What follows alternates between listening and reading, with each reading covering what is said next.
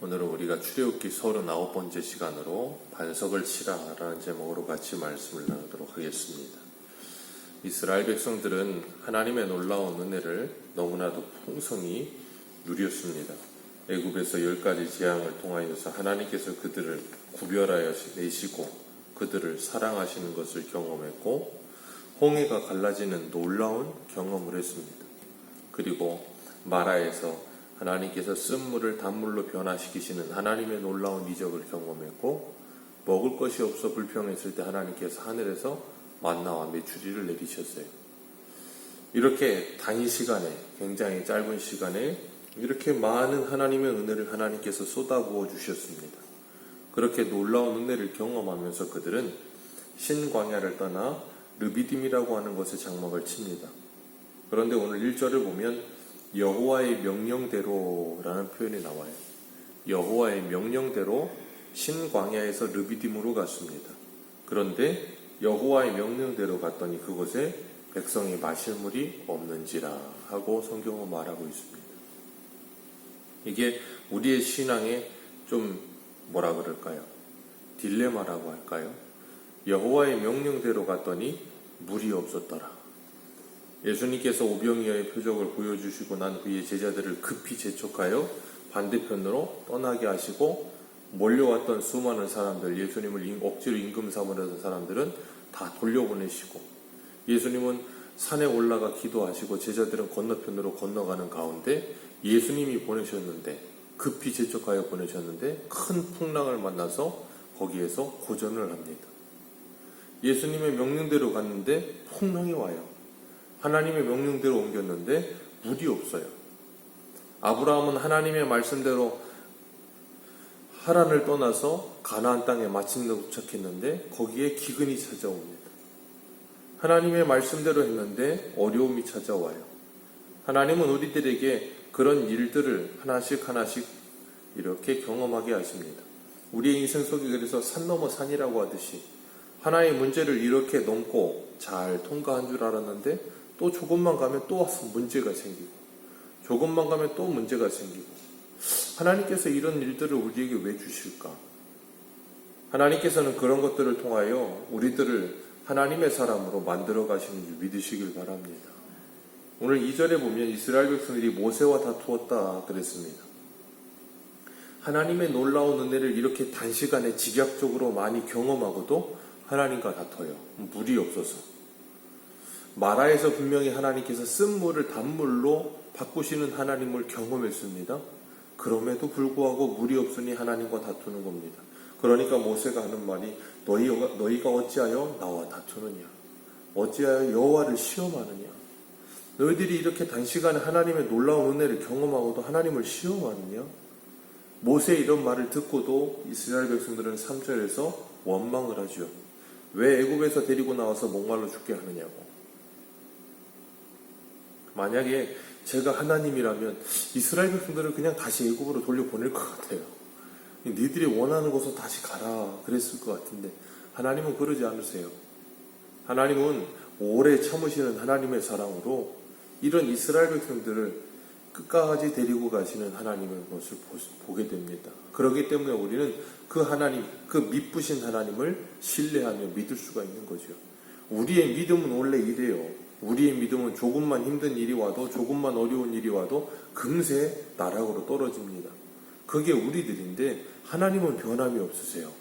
하나님은 언약에 신실하셔서 우리들을 끝까지 하나님의 언약대로 이끌어 가시더라는 거예요. 그래서 우리의 말 한 대로 다 들으시고 행하지도 않으시고, 우리들이 불평하는 대로, 우리가 행하는 대로 우리에게 다 보응하지도 않으시고, 하나님께서 기다려주시고 깨닫게 하시고 가르쳐 주시면서 하나하나 하나님의 사람들을 이렇게 가르쳐 가시다라는 거예요. 그래서 광야 40년을 통하여서 스데반 집사는 그걸 광야 교회라고 했고, 하나님은 그 광야 교회를 통과하게 하시면서 우리들을 하나하나 통과케 하세요. 마치 아이들이 자라면 유치원을 졸업하면 초등학교에 들어갑니다. 저희 아이들도 초등학교 들어가서 큰애가 이제 4학년 됐는데, 큰애가 조금만 힘들면 항상 하는 말이 있어요. 나도 하영이처럼 유치원을 가고 싶다고. 지금 힘들다는 거예요.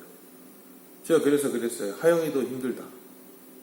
하영이도 하영이 때 힘든 게 있고, 주한이도 주한이 때 힘든 게 있고, 중학생이 되면 중학생들이 힘든 게 있고, 고등학생이 되면 고등학생들이 힘든 게 있고. 근데 우리는 그 시간을 통과하고 나잖아요. 그리고 자기가 지금 당면한 시간에 다다랐을 때는 늘 과거를 보면서 그때로 돌아갔으면 좋겠대요. 그때로 돌아가도 힘듭니다. 근데 지금 고등학생이 중학생을 보면 너무 편해 보이는 거예요. 자기가 통과하고 나서 보니까 그게 편한 거예요. 근데 자기가 한 대학생 되고 나서 보면 또 고등학생이 편할 수 있어요. 그렇기 때문에 우리는 늘 통과하고 나면 그 시간이 편한 시간인 것 같아 보이는 거예요. 그리고 지금 당면의 시간은 너무 힘들어 보이는 거예요. 이스라엘 백성들도 마찬가지예요. 하나님께서 그렇게 한 고비 한 고비를 넘기게 하시면서 그들의 수준에 맞게끔 하나님이 계속해서 시험을 주세요. 그래서 그들의 수준을 이렇게 올려가시는 겁니다. 우리도 마찬가지예요. 초등학교 때 시험거리던 것이 중학교 되면 없어지고요. 어른 되면 또 다른 시험이 오고요. 또 나이가 들면 또 다른 시험이 오고요. 하나님께서 우리의 수준에 맞게 적당하게 때를 따라 우리가 감당할 시험만을 우리에게 허락하세요. 그러면서 우리로 하여금 하나님의 자녀답게 만들어 가시며 하나님이 누구신지를 배우게 하시며 하나님의 풍성한 은혜를 누리도록 하나님께서 만들어 가시는 거예요. 그래서 사도행전 13장 17절에 보면 이렇게 말씀하세요. 이스라엘 백성의 하나님 우리 조상들의 택하시고 애굽 땅에서 나그네된 그 백성을 높여 큰 권능으로 인도하여 내서 광야에서 약 40년간 저희의 소행을 참으시고 참고 기다리시면서 가르치세요. 오늘 본문 4절 말씀 같이 한번 읽습니다. 시작. 모세가 여호와께 부르짖어 이르되 이 백성이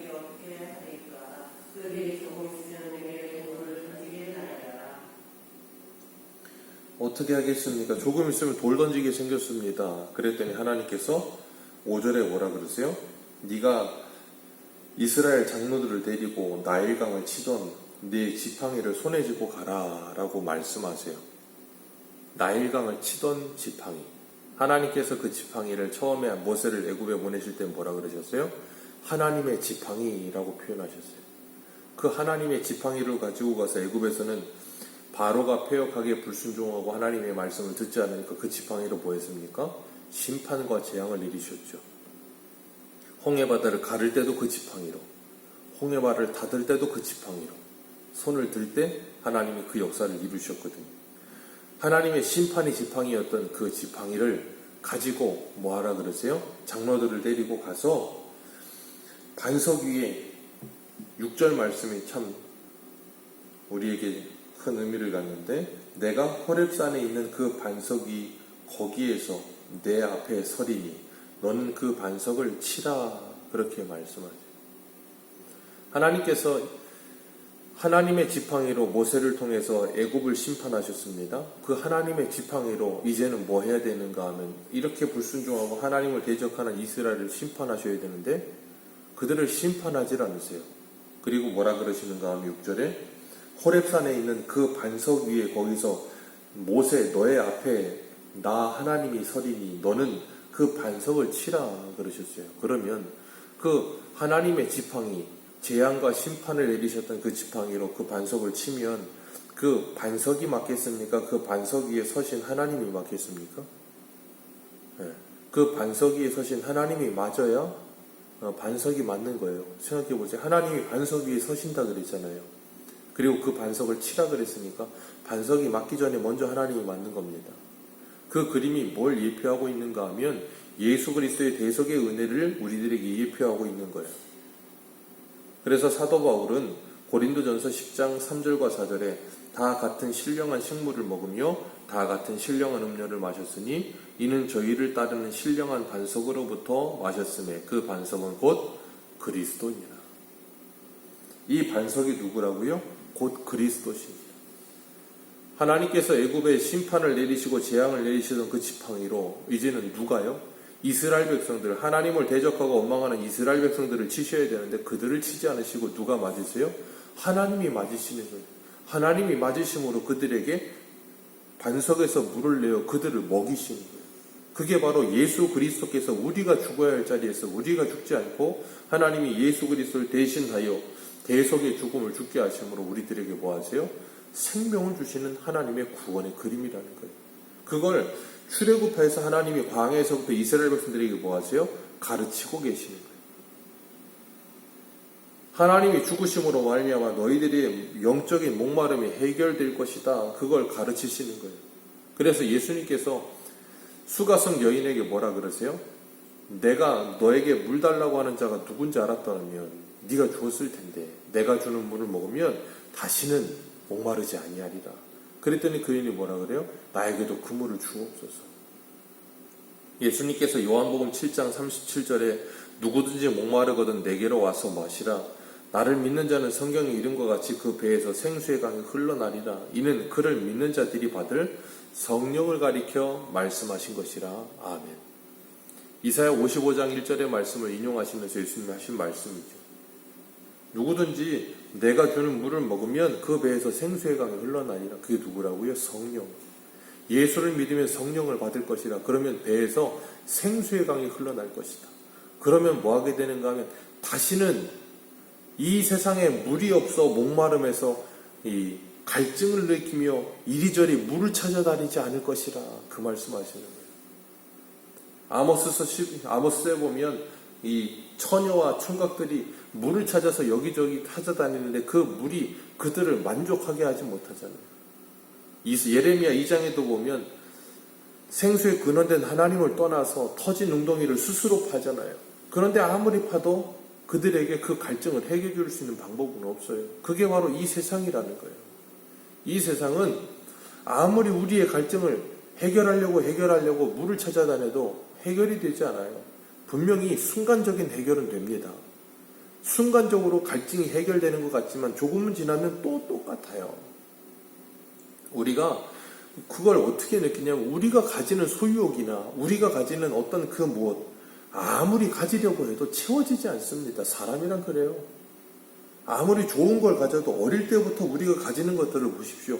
어릴 때 만족이라고 여겨지는 것들 조금만 시간 지나면 그게 만족이 되지 않아요. 불평이 되고요. 또 다른 걸 가져야 만족이 되는 것 같아요. 근데 조금 지나면 또 만족이 안 돼요. 계속 그렇습니다. 평생을 그래요. 그게 사람이에요. 그렇기 때문에 우리는 예수님이 말씀하신 것처럼 그 배에서 생수의 강이 흘러나기 전에는 참된 만족이란 없어요. 그래서 그 성령을 받으면 뭐 한다고요? 참된 만족이 찾아와요. 그게 하박국이잖아요. 무화과 나무에, 포도나무에, 우리에, 외양간에 다 없어도 나는 여호와 하나님으로 말미암아 기뻐하며 그 하나님으로 말미암아 찬송하리. 그게 하박국이고 그게 하나님의 사람들의 모습이에요. 그래서 바울은 뭐라 그럽니까? 빌립보서에 내가 풍부에 처할 줄도 알고 빈곤의 일체의 비결을 배웠나니 내게 능력 주시는 자에서 모든 것을 할 수 있느니라. 그게 참된 만족이에요. 그게 어떻게 와요? 예수 그리스도로 말미암아 우리에게 오는 거예요. 그래서 하나님께서 반석을 치심으로 그 반석에서 물을 내셔서 그들에게 만족을 주신 거예요. 그런데 그들은 그 물을 먹고도 만족하지 못하죠. 우리는 주님께서 우리에게 주시는 참된 만족, 주님께서 우리에게 주시는 영혼의 갈증을 해결할 수 있는 유일한 방법, 우리에게 분명히 주셨습니다. 오늘도 우리에게 주셨어요. 우리가 그 물을 먹지 않으면 우리는 이 세상에 어떤 걸 먹어도 우리의 영혼의 갈증이 해결되지 않아요. 오늘도 우리가 하나님의 말씀을 그리고 성령의 충만함을 받아 우리의 영혼의 갈증이 해결되어서 오늘도 그 갈증 가운데 고통하며 괴로워하며 원망하며 사는 인생들에게 그 물을 나누어 줄 수 있는 복된 하루 우리의 인생 되시기를 주님의 이름으로 축복합니다. 기도하겠습니다.